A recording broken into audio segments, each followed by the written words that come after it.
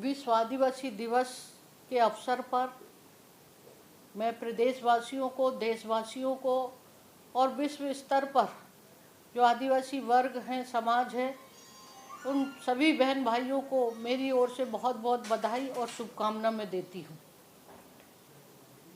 वैसे देखा जाए तो हमारे भारत देश में जनजाति कला एवं संस्कृति अनूठी है।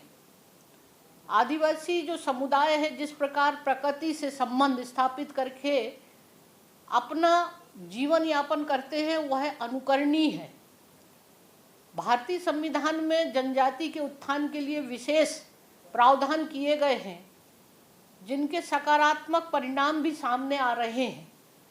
लेकिन मैं ऐसा महसूस करती हूँ कि देश में करीब 12 करोड़ के लगभग यहाँ का जनजाति वर्ग की जनसंख्या है और मूलतः आदिवासी जनजीवन जो है, जीवन यापन करने का जो उनका मूल धरातल है, वो है जल, जंगल और जमीन। इसी पर आधारित उनका जीवन निर्भर करता है।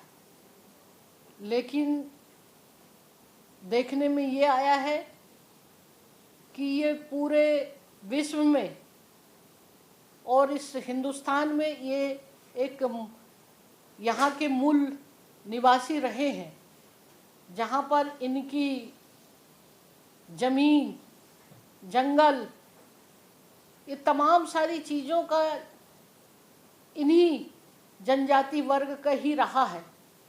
लेकिन जिस तरह से धीरे धीरे करके देश में जो डेवलपमेंट शुरू हुआ, तो उनकी ज़मीनों को भी सरकार के द्वारा बड़े बड़े उद्योग और इंडस्ट्री, कारखाने लगाए गए। लेकिन आज भी वो लोग मूल समस्याओं से वंचित हैं। ऐसी परिस्थिति में बहुत ज़रूरी है कि पूरा जनजाति समुदाय जो है, आज भी आर्थिक, सामाजिक, शैक्षणिक दृष्टि से देखा जाए तो बहुत पिछड़ा हुआ माना जाता है।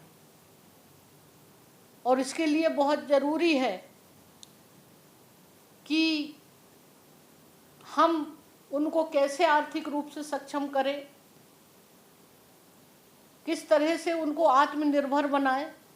इस दिशा में बहुत सी चीज सोचना बहुत ज़रूरी है। और मैं समझती हूँ कि आज भी